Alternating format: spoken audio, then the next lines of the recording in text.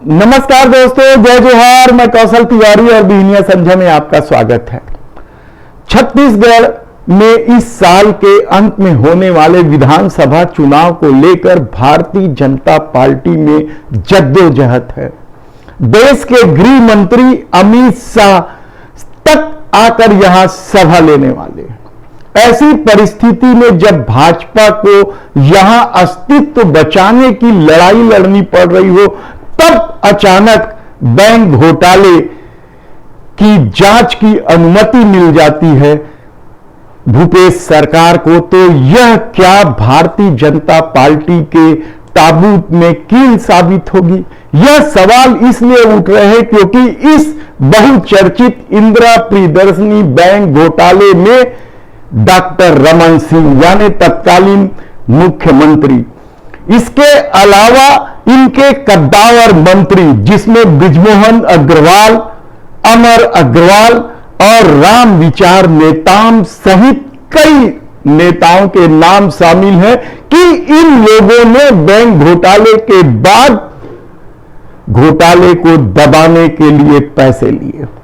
Narco test भी हुआ और उस नार्को टेस्ट की सीडी पब्लिक डोमेन में भी आई, लेकिन पैसा खा चुके लोगों ने शायद इस घोटाले को दबा दिया।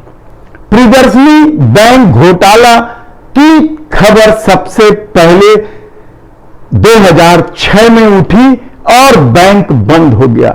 इस बैंक में 22,000 खातेदार थे जिनके भविष्य की चिंता किसी को नहीं थी। सरकार ने एक जांच करा दी, कोतवाली में एक एफआईआर दर्ज हो गया और उसके तहत नार्को टेस्ट भी हुआ, लेकिन जब कोर्ट में चालान पेश किया गया तो वह सीडी गायब कर दी गई या हटा दी गई जिसमें डॉक्टर रमन सिंह, बृजमोहन अग्रवाल, राम विचार नेताम और अमर अग्रवाल के द्वारा नार्को टेस्ट कराने वाले उमेश सिन्हा ने नाम लिया था।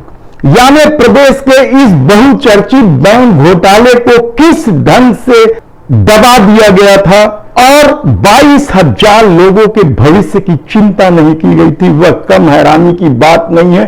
देश भर में भ्रष्टाचार मिटाने की बात करने वाले मोदी सरकार की डबल इंजन उस समय हालांकि नहीं था, मनमोहन सिंह की सरकार थी। डॉक्टर रमन सिंह ने क्या कुछ खेल नहीं खेला इस प्रदेश में किसी से छिपा नहीं है और उसके अमूमन सब मंत्रियों पर घोटाले घपलों के आरोप लगते रहे हैं। जब कल छत्तीसगढ़ के मुख्यमंत्री भूपेश बघेल ने खुद ट्वीट करके जानकारी दी कि इंदिरा प्रियदर्शनी बैंक घोटाले की फिर से जांच करने के लिए कोर्ट ने अनुमति दी, तब पहला सवाल यह उठा कि आखिर अमित शाह के दौरे के ठीक पहले यह बात सामने कैसे आई? यह पहला सवाल है। दूसरा सवाल यह है कि क्या अब इस जांच को रुकवाने के लिए भारतीय जनता पार्टी कोई और प्रयास करेगी? जिस तरीके से नान घोटाले में या झीरम घाटी कांड को लेकर भी भारतीय जनता पार्टी के नेता कोर्ट तक जा पहुंचे हैं और जांच को बाधित करते रहे हैं, तो क्या इंदिरा बैंक घोटाले के आरोपी भी बच जाएंगे? ये पहला सवाल है। इसके संचालक मंडल में 19 सदस्य थे, 11 गिरफ्तार हुए और बहुत सारे लोगों को बख्शा गया तत्कालीन सरकार द्वारा या गिरफ्तारी नहीं की गई, उन्हें जमानत का मौका भी दिया गया, कहा जाए तो गलत नहीं होगा। सवाल बैंक में खाता रखने वाले उन लोगों का था जिनमें ज्यादातर मध्यम वर्ग और गरीब तबके के लोग थे।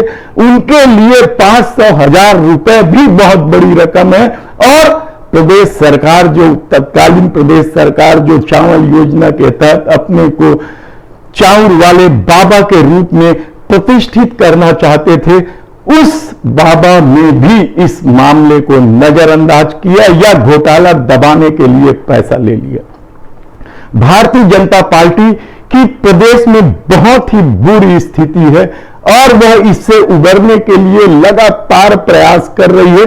तेजस्वी सूर्या जैसे कर्नाटक के नेता के नेतृत्व में 2 प्रदर्शन हुए हैं। इसके अलावा भी और कई प्रदर्शन हुए हैं। स्मृति ईरानी तक सभा ले चुकी है और अब जब अमित शाह सभा लेने वाले हैं तो यह आशंका जताई जा रही थी कि जिस घोटाले और भ्रष्टाचार की कमीशन खोरी को लेकर कांग्रेस ने कर्नाटक फतह की है, अमित शाह उसी तर्ज पर कांग्रेस के भूपेश सरकार पर यह आरोप लगाने वाली है। लेकिन ठीक पहले जब खुद पर आरोप लगने लगे हो घोटाले और भ्रष्टाचार के, तब अमित शाह का भाषण या उनका रवैया क्या होगा? क्या उसी ढंग से भूपेश सरकार पर वे हमलावर होंगे? यह सबसे बड़ा सवाल है।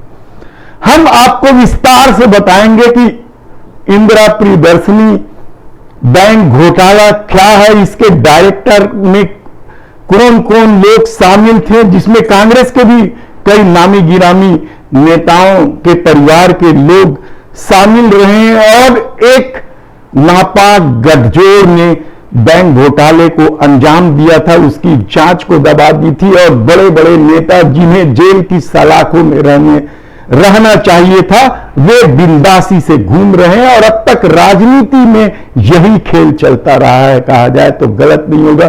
केवल निशाने तब बनाए जाते हैं जब अपनी राजनीति साधनी होती है, क्योंकि भूपेश सरकार ने बहुत सारे घोटालों की जांच की बात तो कही थी, लेकिन उन घोटाले घपलों में कहां रुकावट आ रही है कहना मुश्किल है।